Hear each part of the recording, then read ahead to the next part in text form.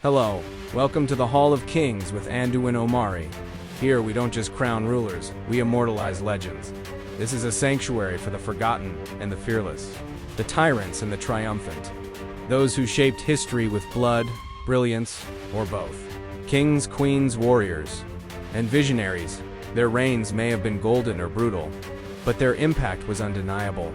This is not a hall of saints. This is a hall of power, defiance, and legacy. Hello, welcome to another episode of Hall of Kings with Andu and Omari. Hi, I am Anduin. Today's inductee into the Hall of Kings is Pharaoh Hatshepsut, one of the most revealing rulers in ancient history, because her story sits at the crossroads of legitimacy, religion, architecture, trade, and memory.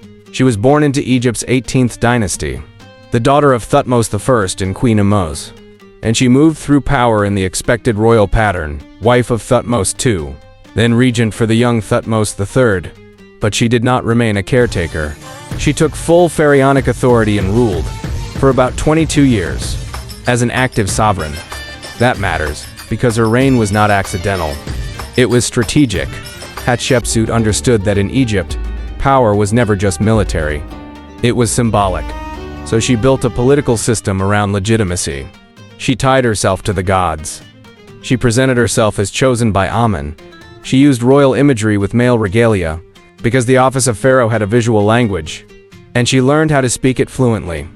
At Deir el-Bahari, she built a mortuary temple that still looks like a manifesto in stone. At Karnak, she raised massive obelisks that announced her authority to the nation.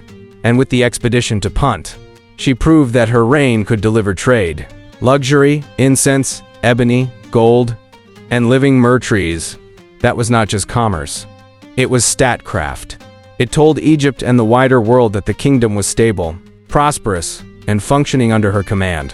Then came the other half of the story. After her death, her images and names were attacked, defaced, and buried by later rulers. That attempted erasure is one of the strongest signs that she mattered. If she had been a nobody, no one would have bothered. Instead, she became a target of history itself.